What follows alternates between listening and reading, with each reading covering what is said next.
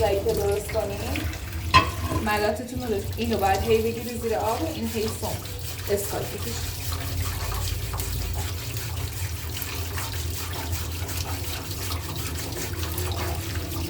اینو هی باید زیر آب بگیری، سیم بکشی بهش تا این خورده داخلش پیدا بشه.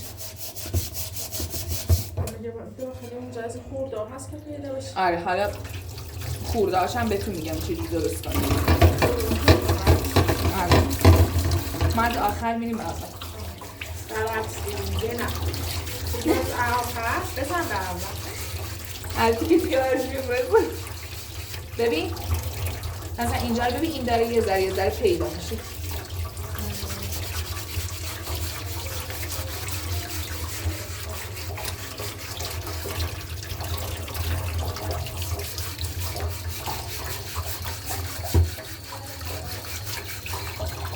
ببین موزاییکی اینه. متوجه شدیم؟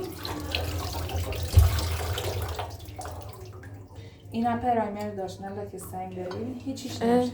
بعد من هم یه دونه هم درست کردم واسه همه هیچ آموزشام میگم.